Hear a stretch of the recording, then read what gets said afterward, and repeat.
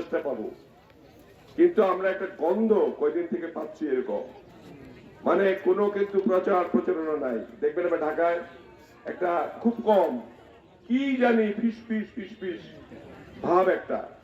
তারপরে presiding officer, assistant presiding officer যারা হবে তাদের সঙ্গে কি করতেছে আমরা জানি না। আগের লিস্টই আছে, আগের লিস্ট থাকবে কেন?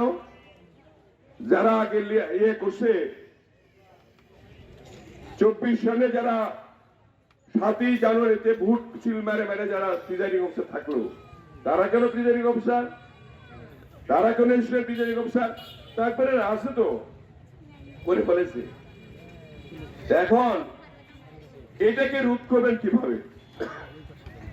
আমরা হুঁশিয়ার করে দিব তাদেরকে, ভাই সুযোগ আছে বাংলাদেশ ঠিক করার জন্য, কোন রকম কারচুপির ব্যবস্থার মধ্যে যায় না। এটা হলো এক, আগে প্রথম হুঁশিয়ারি করা, এটা আমরা করব। আর আপনাদের কাজ হবে যারা পুলিং এজেন্ট ঠিক মতো খেয়াল রাখা, মহিলারা সহ বোরকা তুলে তুলে দেখা তারা করতেছে, যারা মারা গেছে ভোটার লিস্ট নিচে হাতে, যারা বিদেশে আছে, যারা নাই এটা খবর নিতেছে, নিয়ে নিয়ে ওগুলোর আইডেন্টি কার্ড নিয়ে, ভোটার কার্ড নিয়ে ওই আপনার ব্যালট পেপার নিয়ে সিল মারবে, যদি বাক্স না ভরতে পারে।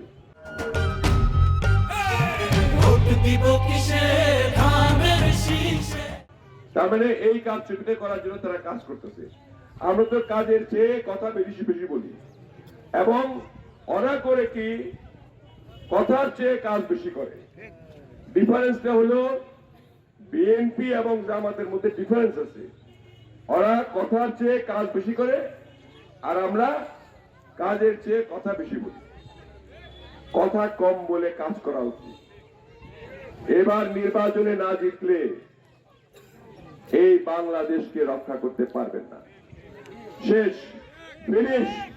এটা জঙ্গি রাষ্ট্র হিসাবে এই অন্যান্য আমেরিকা বলেন, ইসরায়েল বলেন, জঙ্গি রাষ্ট্র হিসেবে এটাকে চিহ্নিত করবে, করে বোমা ফেলা আরম্ভ করবে যে জঙ্গি ধ্বংস করো। এই যেটা ফিলিস্তিনিতে করছে এই বাংলাদেশ এটা করবে। তখন কই যাবেন? শেষ, সবই শেষ। তবে হতাশ হওয়ার কিছু নাই। আমরা যে মানুষ আছি, আমরা যদি এই কথাগুলো মেনে চলি তাহলে এই সাহসটা তারা পাবে না।